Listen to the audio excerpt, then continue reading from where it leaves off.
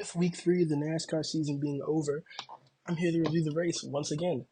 This week, I'm not going to be recapping the race, make that clear. I'm here to review the race. So I'm pointing out what I found interesting and important in the race. With that being said, we get into the first topic. The first driver who comes to mind when I think about an impressive day yesterday was Noah Gragson. Noah Gragson ran 6th place in his Stewart-Haas racing car, new to this team this year. He will be running all the races, of course, but he ran 6th place in this race, which was very, very impressive because it's Stewart-Haas Racing. They didn't have a very good season last year, and I guess maybe this could be a product of the new Ford Dark Horse, which it's not better or worse than the old car, I don't think. And things that are being said about it, I'll get to that in the next segment, but this Ford Dark Horse may not be what it was once thought to be last week. Chase Briscoe had a good day, I guess you could call it. Now, I want to point out Chase Briscoe because I noticed this throughout the race. He was running in the mid top 10 area. He was 5th at one point when I looked up at the race, and I was hoping he stayed there, but he ended up drifting back to the mid 20s. Now, even though he did not finish, the finishing position does not show the race. So that is positive for the 14 team. Hopefully they can go for the rest of the season and keep that momentum up. Even though they didn't finish well, I hope they noticed they did good by running in the top 5 at some point in the race. I mean, that's an accomplishment when you're running with Stewart-Haas Racing.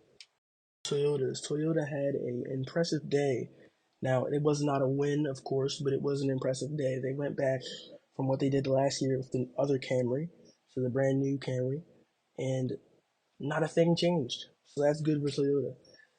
Now, the first Toyota driver I have in mind to mention is Tyler Reddick. Tyler Reddick ran second all day long. If it weren't for Larson and Dirty Air, maybe Tyler Reddick would have had a faster car, or maybe he did have the faster car from Larson. Now, that's up to opinion. I think Reddick may have had a faster car, but couldn't get around him because of Dirty Air. Now, that is up to you to decide whether Larson won because of Dirty Air or skill.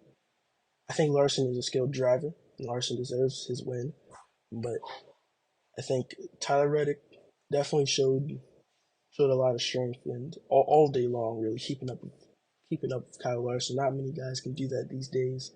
Tyler Reddick did come out in his 2311 Toyota, and he kept up with Kyle Larson for most of the day. The driver I want to mention is Christopher Bell. Christopher Bell had a bad day, and because I don't only mention good days here, I'm also going to mention bad days. Christopher Bell was involved in 2 cautions, one being a blown tire and another being a spin. Christopher Bell did show speed throughout the day here. He was running up in the top 10 when he was up there, but things just didn't go his way today, and he would have 2 spins, or not 2 spins, just 1 spin, and another caution bring out for him. So that's Christopher Bell's day in a Toyota.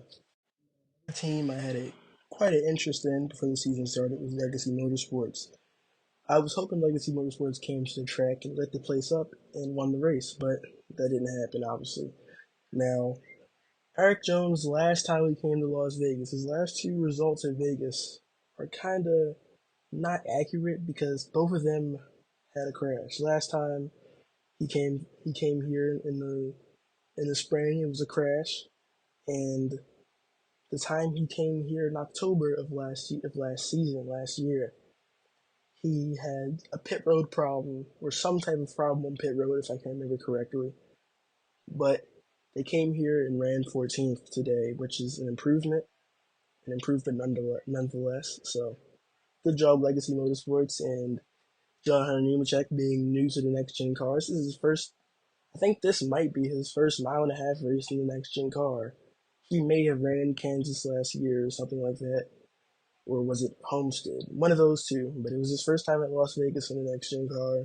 So good job, John Hunter Nemechek, and congratulations to John Hunter Nemechek for winning Saturday's race.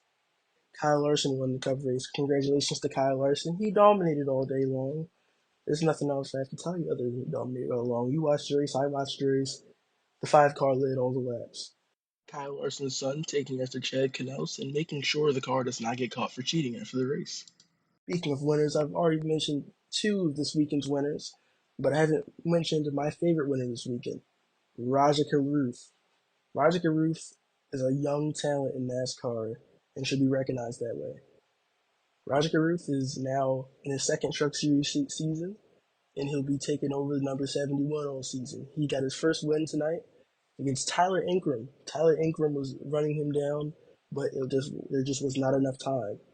Now, there was a pit road penalty with the two truck of Nick Sanchez, but I honestly feel like Roger Caruth would have won that race either way. So, good on Roger Caruth. That being said, this video is just about over, and I've mentioned everything I wanted to in this race. So I'll see you guys next week after Phoenix.